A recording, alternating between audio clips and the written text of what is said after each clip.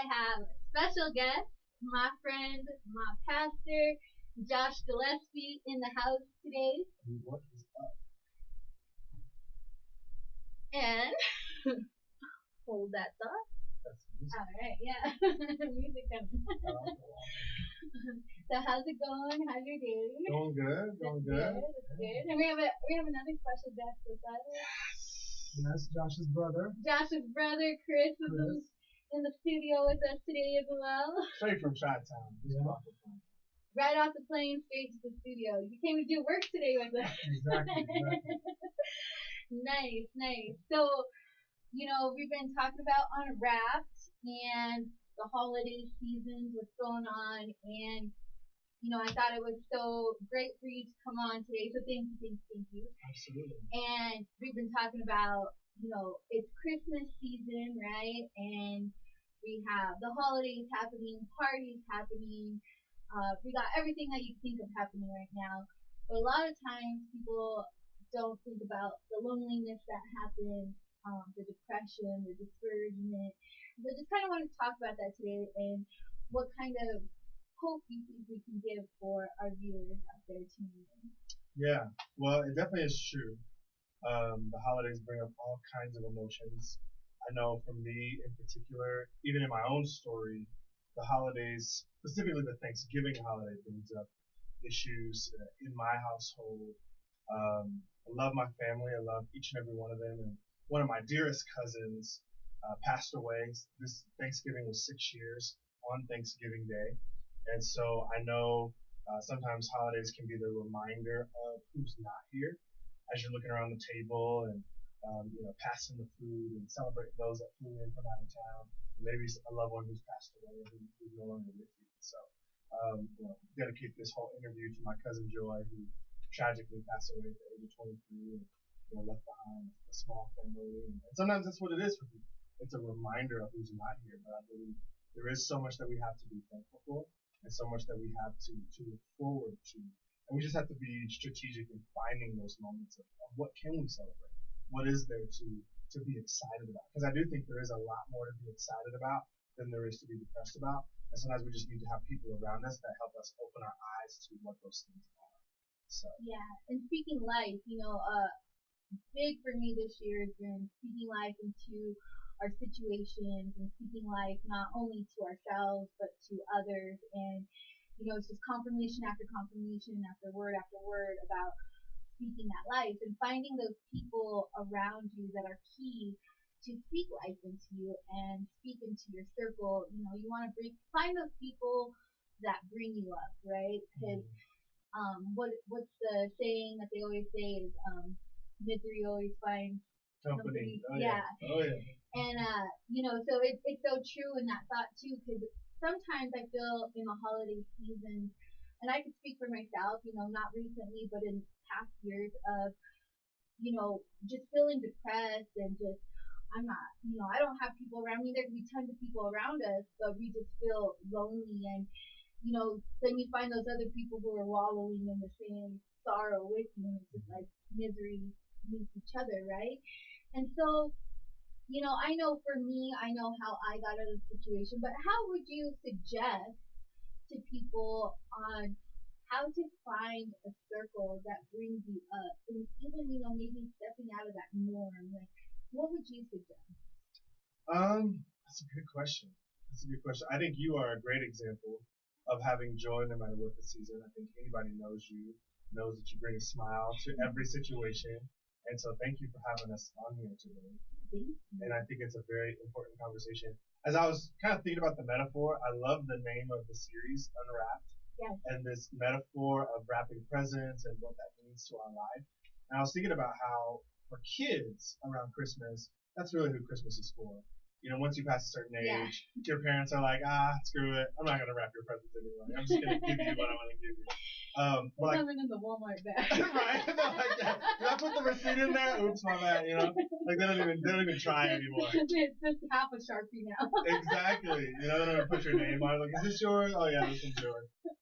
But like for the kids, like I can't tell you how many friends of mine that have families and have young kids.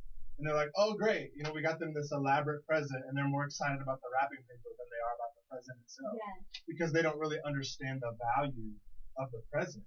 And so I think when it comes to finding people in our lives and people who we can put in our circle who can help us maximize moments like this, I think just looking for someone who's a little bit further down the journey, further down the road on the journey of life, of just understanding what happiness means to them, understanding what peace and joy and love means to them. I always love to see people smiling, and always love to find out the reason for their smile.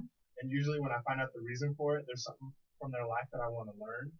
And so I think if you can find people like that, whether it's people in your family, maybe it's someone you work with, maybe it's someone who doesn't even have the same kind of background or cultural history as you, but when you get to know them, you realize that, wow, there's a unique depth that they have to their life. Maybe they went through something. And a lot of times you do find out when you begin to ask questions like, man, you have been through similar things as me.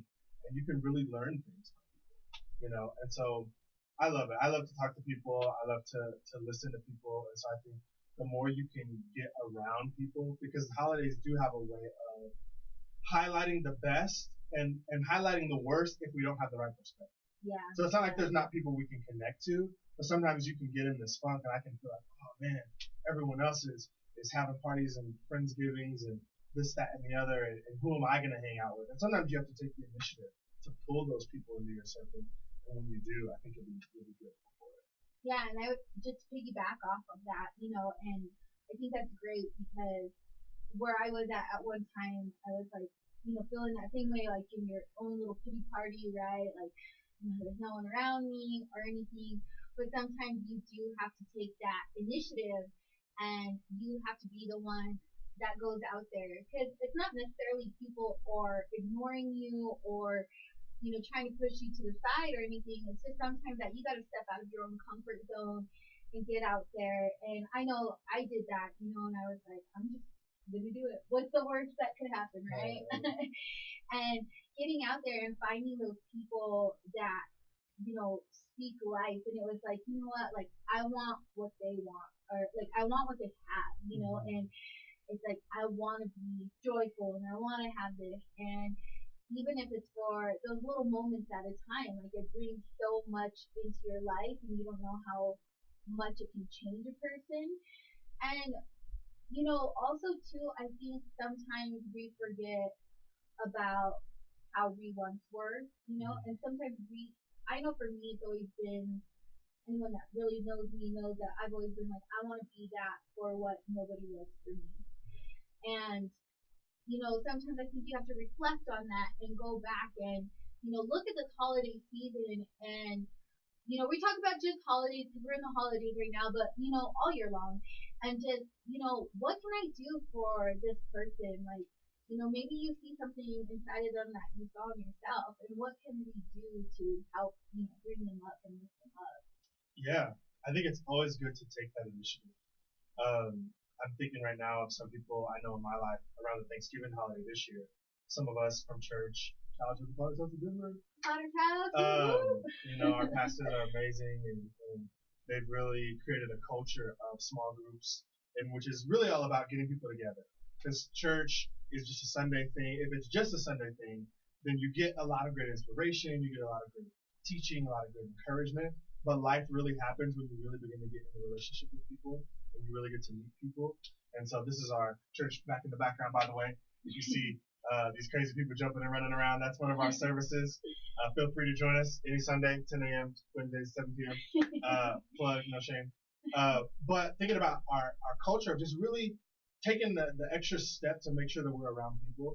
We have these things called small groups, and they meet in homes all over the city. And we love to get more and more people connected to them. And around the Thanksgiving holiday, we got to a friend of mine's apartment, really not too far from the studio where we're recording here in Northland. And we were there, and they went out to go get some ingredients that they had forgotten for some of the things that we were trying to prepare that day. And they ran across a family that was in their car on Thanksgiving. And anyone who was here in Denver for Thanksgiving knows it was freezing cold that weekend. And they were coming from the Midwest trying to get to California and on their way trying to get there. And one of the gentlemen who happened to run across them at one point was homeless. And so he could look back at his own story, kind of like you were saying, and say, man, I remember what it was like to be on the street. I remember what it was like to ask for money. I remember what it was like to, look for handouts or a hand up and try and receive help. And they took the initiative. These people were just sitting in their car, chilling, minding their own business. And they went and knocked over on the window and said, hey, I don't know what you guys are doing this afternoon, but, we got some plates of food if you want to come and join us. And sometimes something as simple as that can even lift us up. Because even though we may have the house to go to and the food to eat from, for whatever reason, we may be in our own head and have a mindset to where we're comparing ourselves to somebody else's Thanksgiving or Christmas or life or career or marriage or whatever, and feel like, man, I don't feel like I have what I wish that I have, and so I can't figure out how to be grateful. And sometimes it's just as simple as helping someone who doesn't have what you have. Yeah. And realizing that even though you may not be where you want to be, you have the chance to help someone else be grateful for where they're at. Yeah, and sometimes, and I just want to kind of highlight too, like sometimes you don't even have to have money. A lot of people think it's, we have to have money and like materialistic things to help people out of loneliness or depression or whatever it is. Sometimes it's just you making a phone call or seeing that person like in the car and just walking up to them, letting them know that they're loved and they're cared for, and they still belong just like the rest of us. And sometimes it just takes us going out and doing that. And I love community.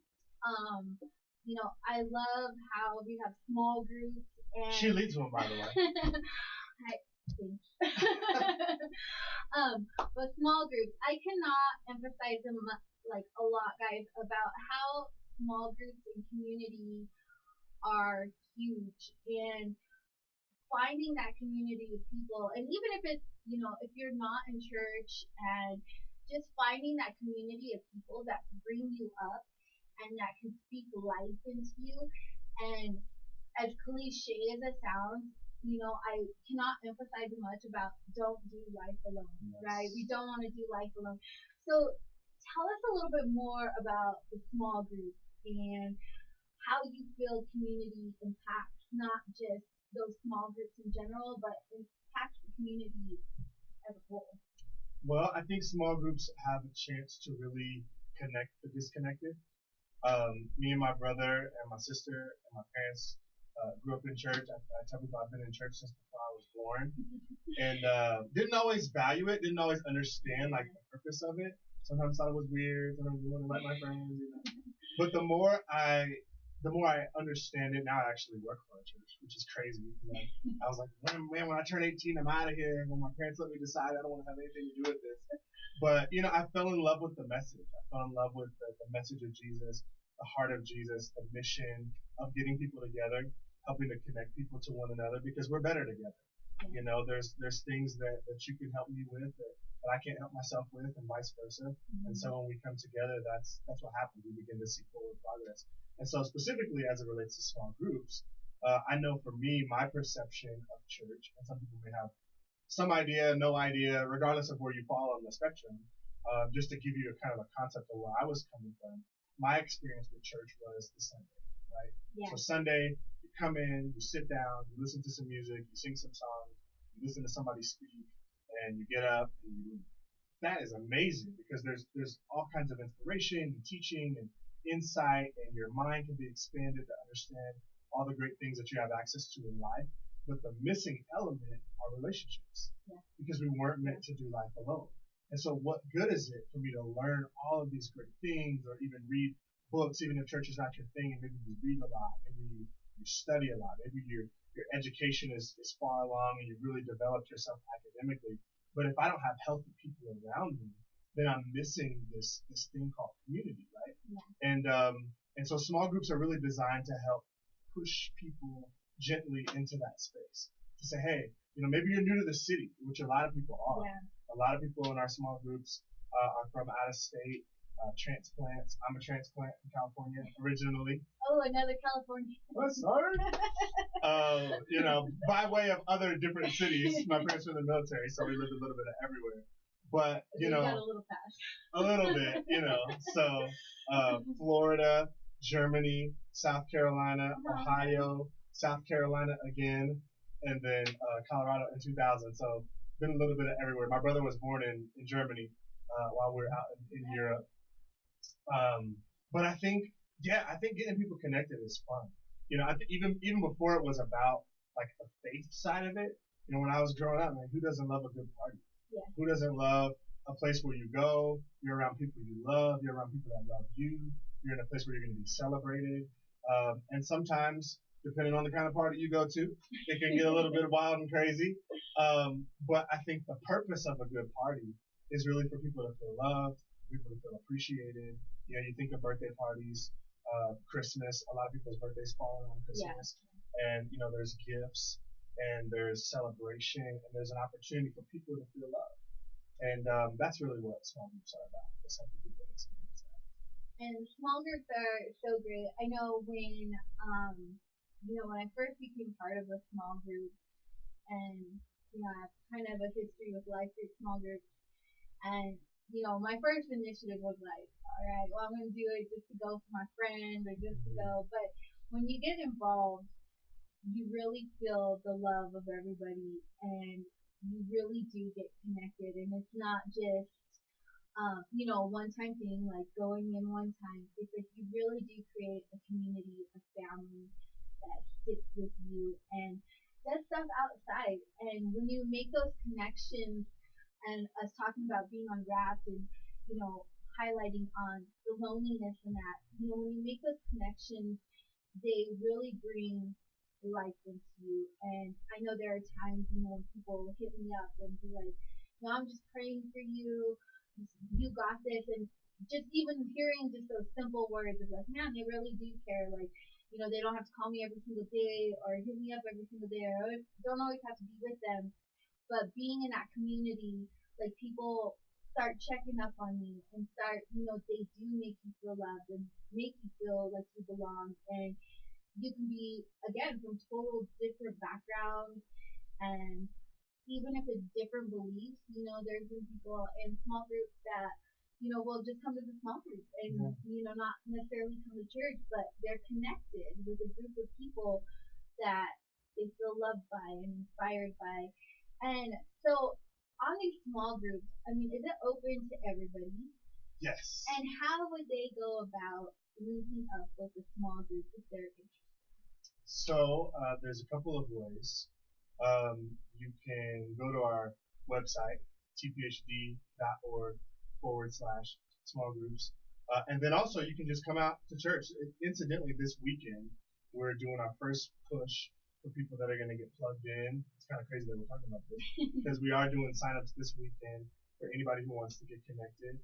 And we're looking for people to be in small groups. We're looking for people who are interested in leading small groups because it's really simple, right? You just invite people over to your home and invite people to experience community and relationship. And it's an opportunity for people to get to know one another. And it's one of the first places that a lot of new people, like I said earlier, kind of run to because they can get connected. So really try to make it easy, try to make it simple. Yes. And speaking of community and hope, we have, for those of you that are just tuning in, we have the campus pastor of the Potter's House Denver with us today, Josh Gillespie. So thank you so much for being with us. And just kind of that we're in a little break right now. I want to let you know about a couple of things that are coming up in the next 2 weeks. We have a free show that is hosted by KUHS Denver, and Paul Chavez will be there. It's a free Latin music showcase at the Armory Performance Arts Center.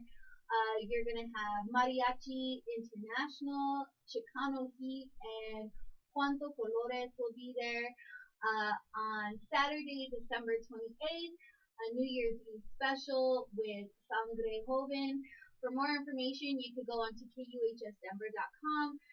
You can click the free Latin music is a free showcase that's on the 20th. So it doesn't require tickets. It's free to the public. And for the New Year's Eve jams, go on to KUHSdenver.com. That's how you can link in and purchase your tickets. And talking about linking in and doing tickets, I believe you could go on TPHD Eventbrite. There's going to be an opener launcher on January 18th, guys. So come out. It's going to be an amazing event where you can connect with the leaders. You can connect with people in small groups.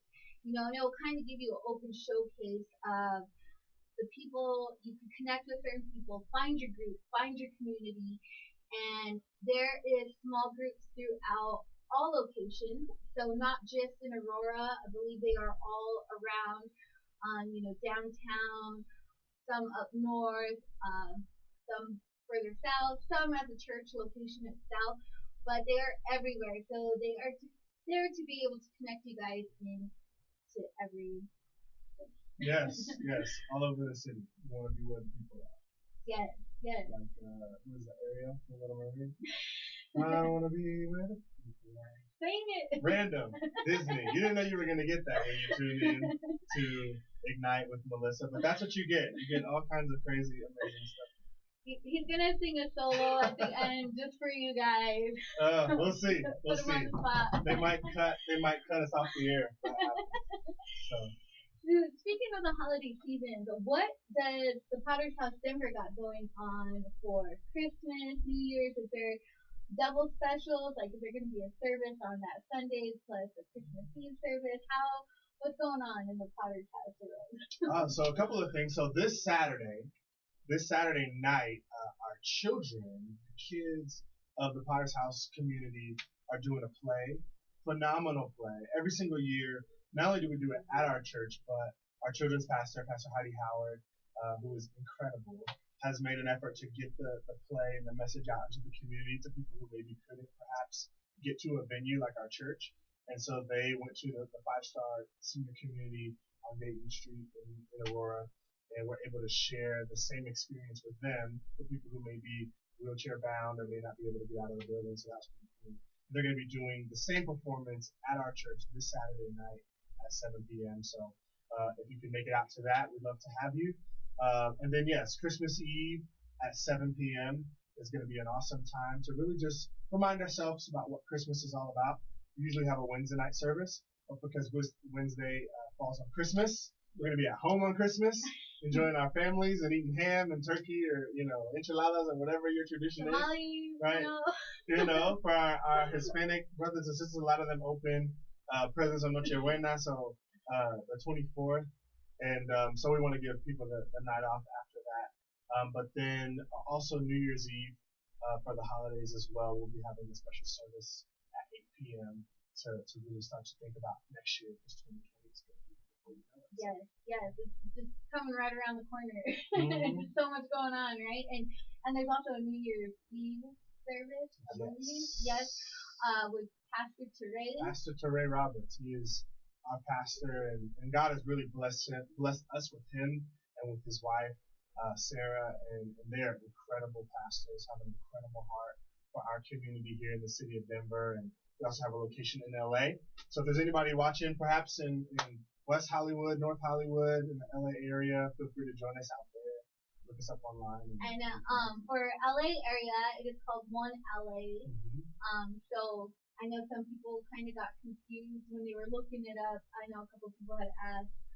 Just so for those of you that are in California, visiting California, it is One LA, Potter's House One LA. Yeah, the Potter's House One LA. Yeah. And just speaking about, the story and the hope of Jesus, what would you like to share about that hope? I know, I was earlier today, I was even reflecting back on Peter, right? And, in the brokenness, and how even though he was like, God was like, you're going to deny me. And his love was still there for him. And even though he pushed him out, and just that kind of love that we still have, that like God came for us, right? And even though, Peter did this to God, and, just still having that love for him and bringing him back in, and just seeing that, and just knowing that we have that love too, that a lot of people might not know. And, I know for me, I was at a time where it was like I felt like I had no hope, and I just felt like I was so far back,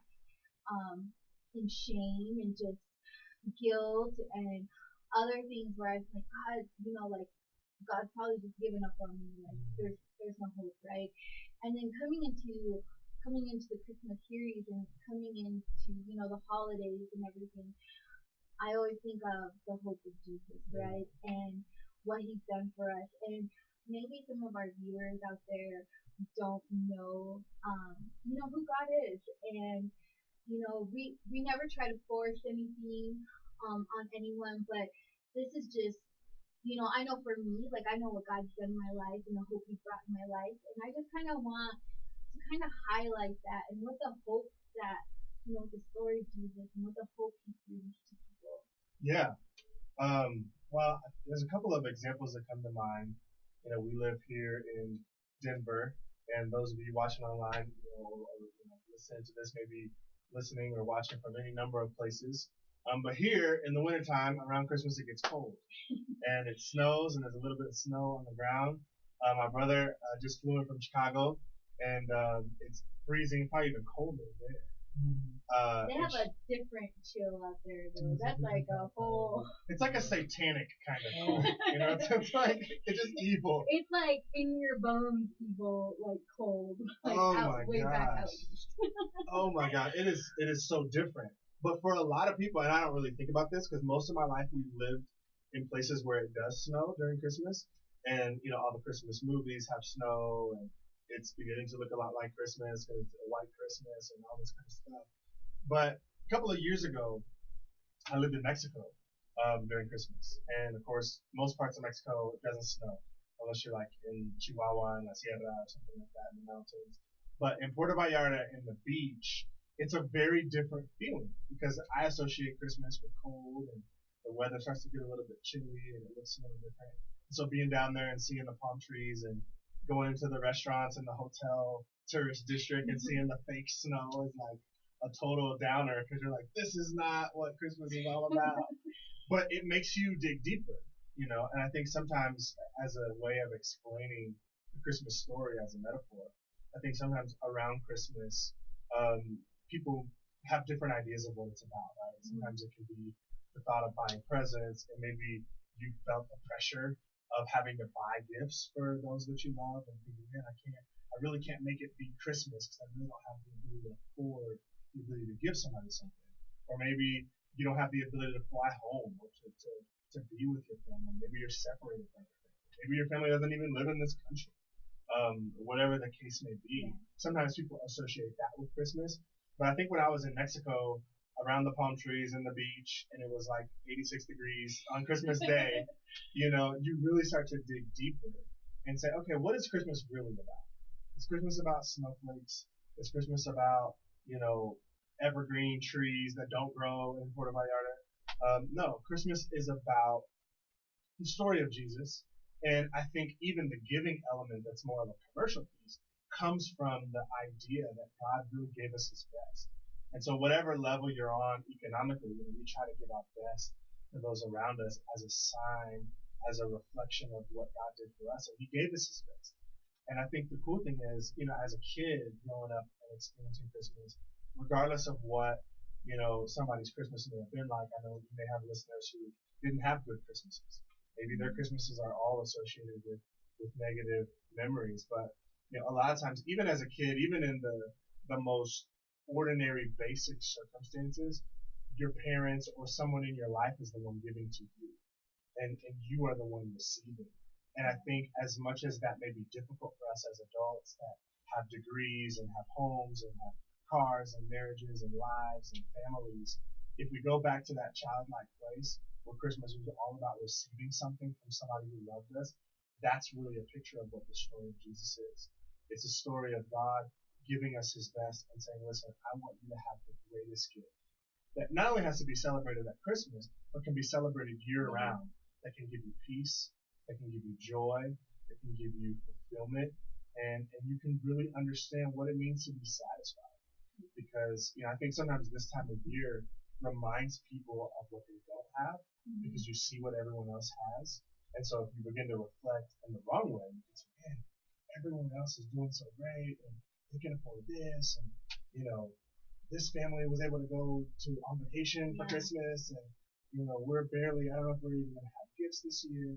But when you realize that it's not even about what you can give to somebody else, as cool as that is, really, if you really stop and reflect on how much God has given to you, He's given you life, if nothing else. The fact that you're hearing this interview and hearing this talk, it means you're alive. It means you're breathing, and it means you have something to be thankful for. And so I think as we do that, as we reflect on that, we can be grateful because we didn't do anything to earn the gift. We didn't work for the gift.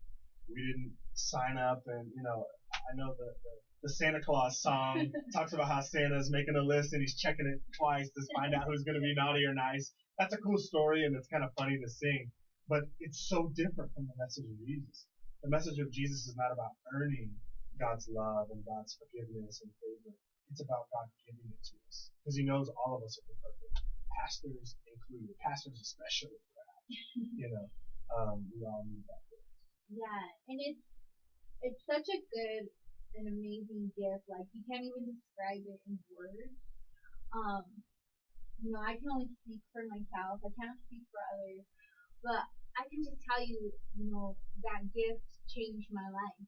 And it took this broken person and this lonely person, this shameful person, and he made a miracle out of me. Like that gift made a miracle out of me and out of a broken person. And just there's so much to be grateful for, and so much, again, like you said, that when we start looking at the wrong perspective, we start thinking of all this negative stuff. But then again, and I constantly talk about it. Like every time I wake up, I think about 10 things I'm grateful for, and 10 things that, what am I grateful for today? Again, waking up, I have life, I have breath in my lungs, I have a job that I can go to, I have my kids under one roof, like I have a place to eat, simple things that we forget about, and those are those things that, a lot don't have. And just, in that gift, like God provides for all of us. And even though sometimes our situations don't look hopeful, God can change things around. And that's such the amazing gift that His Son is, and what He can do for us. And kind of want you to highlight. I'm putting you on the spot here today.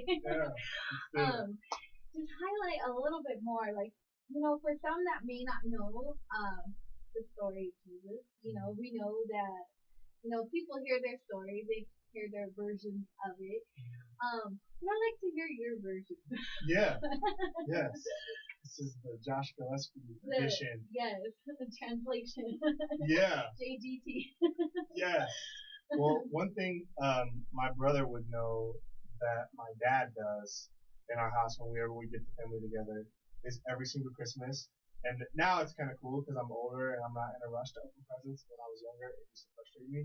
But like we would all sit around the Christmas tree and he would pull out the Bible and he would go to the book of Luke, which was written by a guy named Luke who, he went and gathered all these eyewitness testimonies for his friend Theophilus. How's that for a name, right? He went and he gathered all these, eyewitness testimonies, and he begins to tell the story of Jesus from the time that he was born to the end of his life. And so on Christmas Day, my dad would get out Luke chapter 2 and he would read it, and we would sit there and we would listen about how everything happened and how Jesus was born in the manger. And this year, some of us at the church and some of my friends really wanted to go back into that story as well and say, hey, listen, if you start reading the book of Luke, you can read the whole story of Jesus in front of you. So in reading the story of Luke, chapter 2 a couple of days ago, it's really cool to see the reason why we celebrate Christmas is the idea that Jesus was born to a virgin. I know that's crazy. That doesn't really happen in 2019. What? Right? Is that even possible? He's making this up. But the Bible tells us a story of this lady named Mary. Many people believe that she would have been a teenager, and an angel came to her. An angel came to her and said, listen, you are favored above all women, and you have this special opportunity that God wants to give to you, and that is going to be to bring the Son of God into the world. You say, why was she a virgin? Well, She was a virgin because the father of her child was not going to be her fiance, Joseph, but it was going to be God himself. And God himself wanted to put his DNA in a human being who could come to earth, walk the earth just like all of us, experience what it is to be alive on planet earth, where there are people who don't like you, where there are people who don't celebrate you, where everything doesn't work out in your favor, where there's problems, where there's sickness, where there's divorce, where there's heartache, where there's death. And he experienced all of it. The scripture says that he experienced temptations just like all of us. He experienced life just as any human being. He was 100% God. He was 100% man. He put his pants on one leg at a time. He had to go to the restroom. He was fully human, is what I'm trying to say. Yeah. And so the reason why that was important is because God wanted him to experience all of our pain, so that whenever we experience pain in this life, we have someone that we can talk to who can identify with where we've been. Right? There's nothing better than being able to sit down and talk to a friend about something that you're struggling with and know that they understand you, and Jesus is that friend. Jesus is that person.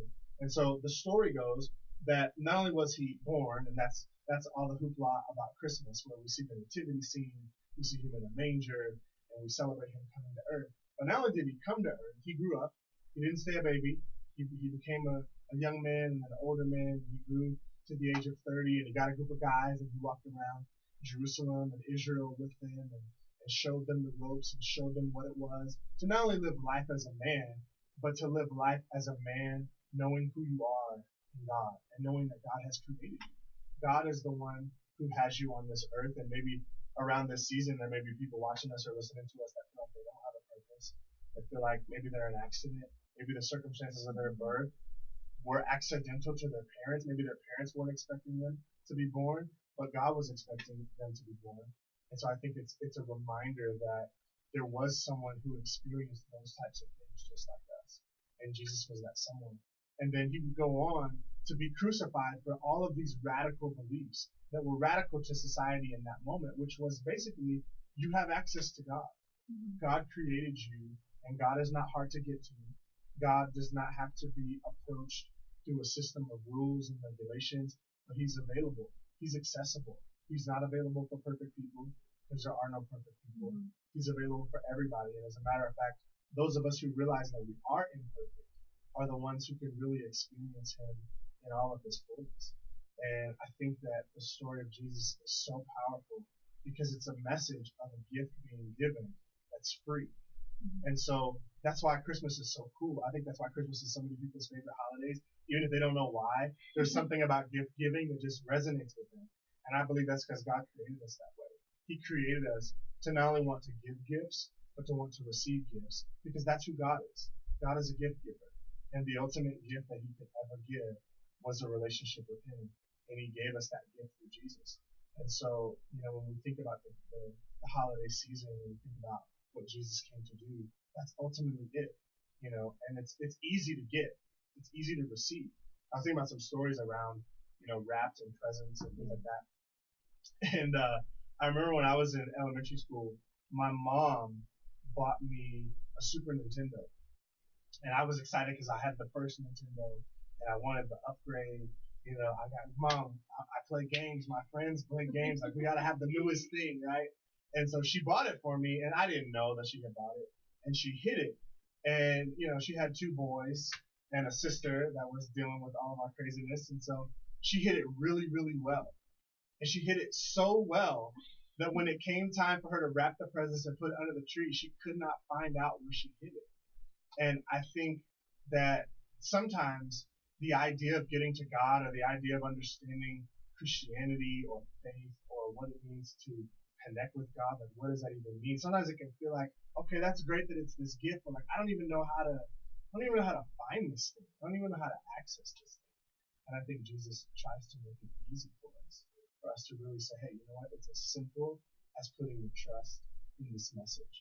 And the message is that there's hope for you. There's a future for you. And it doesn't depend on you. It depends on God. He's done all the work for you. Yeah. And, just for those of you that are tuning in, so thank you so much for tuning in to know where you're at. Thank you guys. He is there. And for those of you that feel lost and broken, and even if you're just tuning in and you stumbled across this Facebook Live or wherever you might be, like, there is a hope for you. And wherever you're at right now, just you can receive it where you're at right now. And it is not just a thing that not a free gift you can get on a Sunday, not a free gift you could get on a midweek service or in a small group. You can receive that gift any day, any hour, any time, and it is open for you. And I want to highlight on that. And I just can't tell you how much. And I just feel it for somebody out there. Just what you're going through. You're not alone, and there are people around by you. And if there are not people around by you, you tuned in for a reason, right? And you come across this for a reason, and know that we are here for you, and that there are people out there who are praying for you. There's people out there, you might not think it, even if they don't know you. There's people like myself. There's people like Pastor Josh. We're out there in small groups, pastors all over the world, members all over the world that are just praying for you, that that your heart would be open, and that this gift is for you too.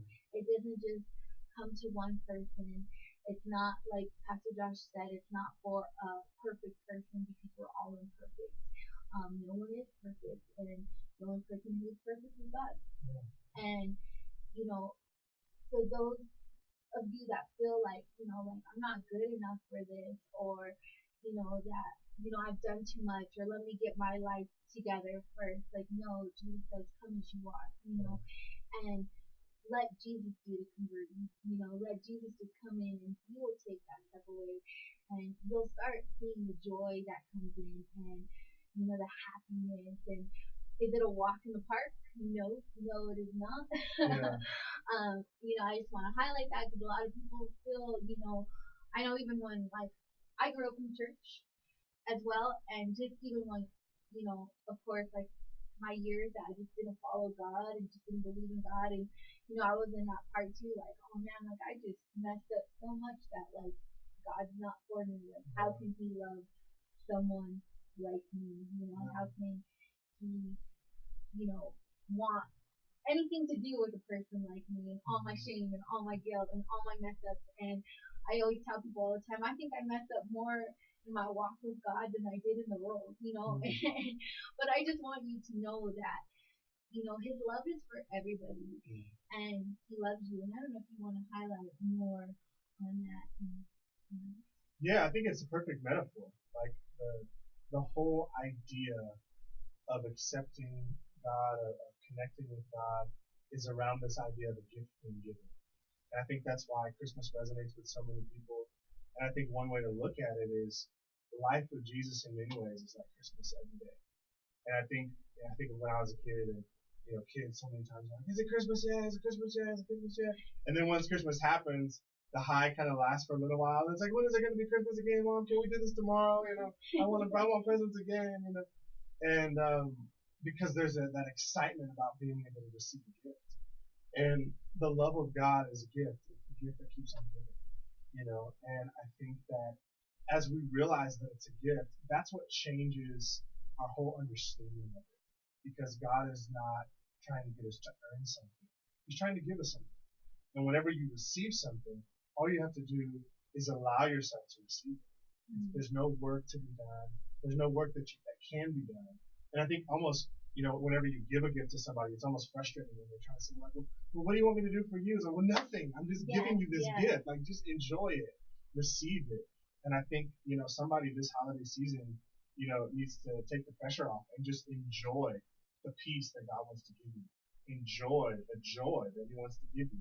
And maybe you're not joyful about your circumstances, but I think the cool thing that God shows us is that it's possible to be joyful about the peace that we have eternally.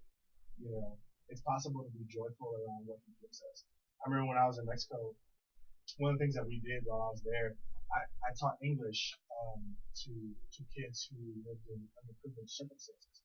And so there's this neighborhood, this colonia in Puerto Vallarta, that's called Magisterio. And it was right by the city dump when I lived there. And there were these kids, some of whom didn't have running water. They would have to go down the street and around the corner to a public place to get water to be able to wash things and have dirt floors. And when it would rain, their living conditions would be crazy. But a lot of times when we would bring in guests from Canada or from the States to come in and see our programs to see if they could support us, they would see these kids as the happiest kids that they had ever seen. And they were like, man, not even our kids who have, live in the suburbs and 3 houses and three cars and, all these kinds of things are as happy and as content as these people. And I think it's all about perspective. And because these kids figured out how to be grateful in the circumstances that they were in, they had a greater gift than other people. And I think that even in these times where it's a lot about giving, it's a lot about the commercialization of Christmas, which is all fun and good, and if we can get in on it, we are going to get in on it. But I think the ultimate meaning of Christmas is about the love and the gift that God wants to give to us. Mm-hmm. And, just as Melissa said, it's as simple as receiving it. It's as simple as if I give you this phone, which I'm not, because I love this phone. Well, it's an iPhone. It's an iPhone, and we're not going to get into the iPhone Samsung war. We're gonna pray for him. It's a miracle I'm on this show, ladies and gentlemen, because when I get Melissa's texts, they show up green, but we are still friends. Green anyway. means ready to go. Hello, somebody. Goodness, man, you gotta love everyone. That's the message of Jesus. So we try our best. But I think that if I was going to give you this phone, all it is a matter of receiving it. Mm-hmm. You didn't have to pay for it. You didn't have to go to the Apple store and wait in line to get it. You didn't have to do any of those things. All you have to do is open up your hands and receive it. And I think sometimes that's so hard because, especially in our society and our culture, we're so big on earning things. Like, I gotta work for this. I'm gonna grind. I'm gonna crush it. I'm gonna hustle. I'm gonna do whatever I have to do. And there's a time and a place for hard work. And there's a time and a place for effort and ingenuity, and definitely it's rewarded. But when it comes to what God wants to do for us and what He has done for us, it's not about what we can do for Him. It's about what He's done for us.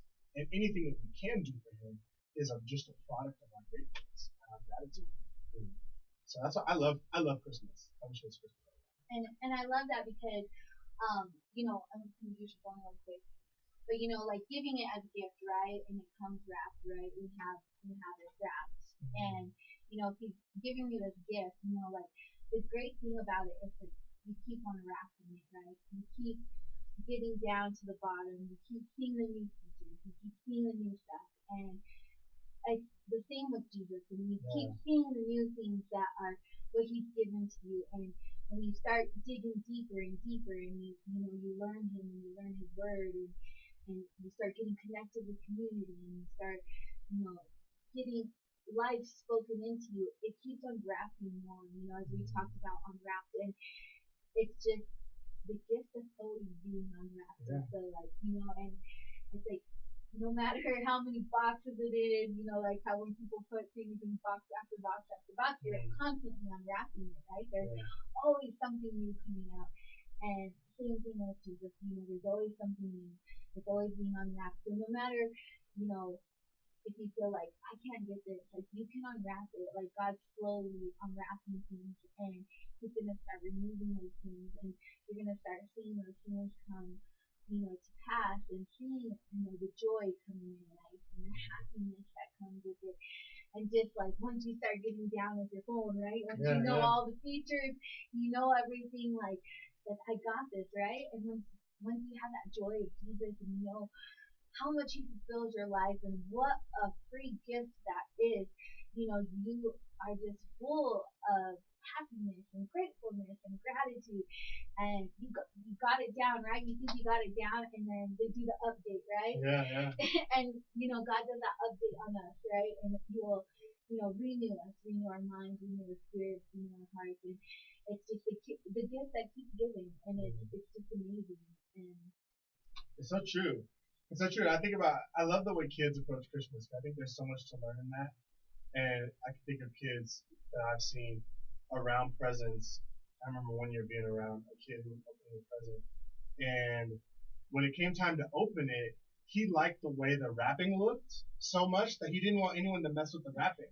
And so when it came time to open the presents, he didn't understand. He was like, no, like I like it looking like that. And one of his parents like tried to rip it and try to help him understand, like, no, there's something for you on the inside. No, no, no. And he started crying, like full tear, fire hydrant tears, crying, bawling, because he wanted the wrapping paper to stay on.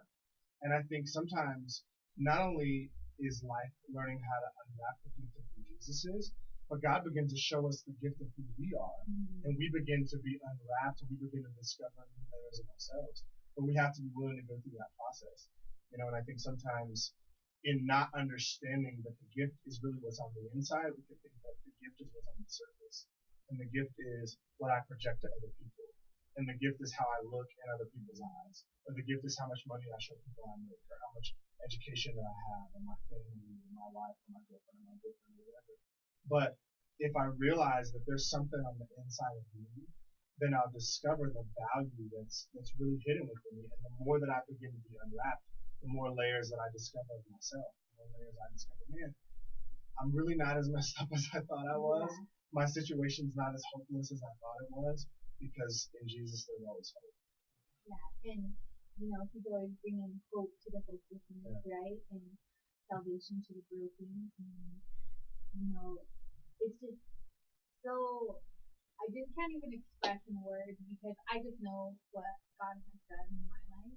And he's taken this broken girl, messed up, looking for love in all different places, and never feeling accepted, never feeling loved enough. And let me tell you, like, the gift of God and when he came into my life, and just that tangible love, like, it's just something that, could never be replaced. And, as we come into this Unwrapped series, Unwrapped in December, we want to unwrap that for you today. And, we would love to give you the opportunity for those of you that are tuning in. Hi, Julie. Hi, Jay. Thank you guys for tuning in. Erica. There's some other people in here as well. Thank you so much for tuning in and spending this time with us. And, as we're getting ready to close, for the show, we want to offer that gift to you. And I want you to know that there is love for you, those situations that you're in or might be in, or just if you're feeling lonely and depressed and difficult, there's a community that loves you. There's places that you can get connected into. My information is always linked into the lives and the tags, and you can find Pastor Josh, on tphd.org. You can go to the Potter's House. The Potter's House is always open, amongst other churches. But there is always a place for you, and for you to feel loved and know that you are loved, you are accepted. And I would just like to open that. We would like to open that gift for you. Yeah. If you're watching, and if you've been hearing about the Christmas story, and you've been hearing about Jesus, or maybe you're really familiar with it, or maybe you're not that familiar with it at all, I think the cool thing is that regardless of where you are in life, God is there with you, and he knows your story. I don't know the details of your story. I don't know the details of your name or your life, or what you're going through at this season of your life, but I know that he does. I think the beautiful thing about that is he knows exactly what you need. Part of gift giving is knowing the person that you're giving a gift to, so that you don't just get them a random gift that they open up and say, well, what is this for? What am I going to do with this? But you get them the kind of gift where they open it up and they say, oh my gosh, how did you know that this is exactly what I needed? And the message of Jesus is connecting you to the God who knows exactly what you need in every season of your life. And you need to be loved. You need to find peace. You need to find joy. And all of that is in the person of Jesus. It's not in rules. It's not in regulations. And I probably shouldn't say this as a pastor, but it's not even in church attendance. As cool as it is for people to come to church, and as much as we want you to come and get involved in a church, whether it's our church or any church community, really the power is in connecting with the person. And it's as simple as saying, God, I trust you. I trust you. I trust Jesus, I trust what you've done for me, and I open myself up to receive this gift that you're offering me. And so simply, it can happen through something as simple as a prayer. It can happen through something as simple as asking God for the gift. It's like someone who has a whole bunch of things that they want to give away, and they're simply waiting for someone to come and ask for the gift that they've already made available. And that gift of God's love is made available to you today. And all you have to do is ask for it. All you have to do is say, God, you know what? I realize that what you're giving is something that I really, really need. And it's acceptance, it's peace, it's ultimately salvation. It's the security of knowing that you will be with God forever. And even when this life is over, and even when you breathe your last breath, that you will know that you will have lived the best life possible because you lived life with the one who created you and gave you life. And so I just want to invite you to open up your heart today. And it's a simple prayer that we pray, and there's no power in the prayer other than it connects us as a bridge from one situation and one state of mind to another. And it gives us the opportunity to connect with a God who loves us so much. And so if you want to pray with me, if you want to just say these words and open up your heart to say, you know what, God, I need you. God, I need you. I need you, and I believe that you love me. And if you'll simply say that, and you'll simply receive and believe that what Jesus did for you is for you, your life will never be the same. Your life won't be perfect. It doesn't mean your problems are going to stop tomorrow. It doesn't mean that you're going to wake up and they're going to give you a raise, and the person who gets on your nerves at work is going to quit, and your whole life is going to change. That may not happen. But what I can tell you is that you will start a journey of walking with a God who loves you. And you may not understand everything from the very beginning, but you'll continue to walk in it, and you'll continue to understand it more and more. And so if you've opened up your heart in this moment with us here on air at KUHS Denver, I believe that's happened for you. I believe you've connected with Jesus. And I encourage you to get into a good Bible-based church and put God first in your life. And he'll take you places that you never dreamed of. I believe that there's a future for everybody in Jesus. And we always believe in praying together, so you're not alone. Even though we can't see you technically. We're looking at a beautiful camera here in the studio. But we can see your beautiful faces in our minds. Yes.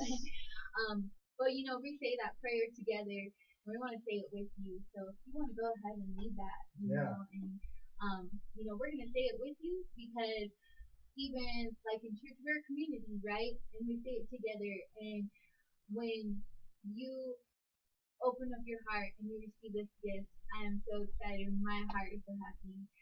The angels are so happy. Yes. Everyone's rejoicing. Everybody who's watching this is rejoicing. And, you're not there saying it alone. And you have us as a community coming together. Yeah. Why don't you just repeat after me? It's going to sound weird. If people are around you, just let it be awkward. The last 30 seconds is really all of your life.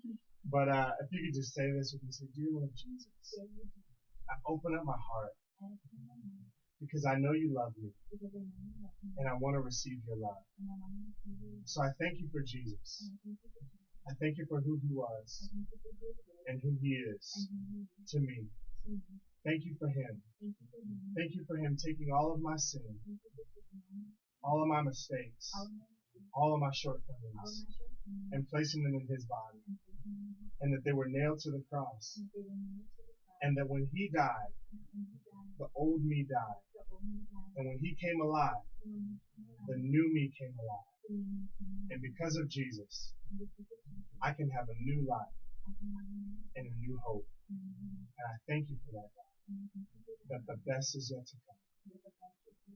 In Jesus' name. Amen. Amen. Thank you guys so much. And if you said that prayer and you live here in Colorado, or even if you don't, if you want to connect with us and need direction, need help, anything, we're here for you. You can connect with me online. You can always go to pottershouse.org, or again, like Pastor Josh said, you can get connected into any church that's around you. And we have those resources as well that we can connect you into places where the area that you live as well. And on Wrap today, guys, this is such an amazing gift. On Wrap, we're rejoicing over here. We're excited. For those of you that said that prayer, like, man, like, my heart is so happy right now. So thank you, Pastor Josh, for coming on and, being on rap today. And shout out to Chris back here. Woo woo, Chi-town. Chilling in the cut. And before we sign off, I just want to let you know today, if nobody has told you, you have purpose, you are loved, and you belong. Thank you for tuning in. KUHS Denver, your girl, signing out. Love, peace, and God bless. Come back next Friday. She's amazing.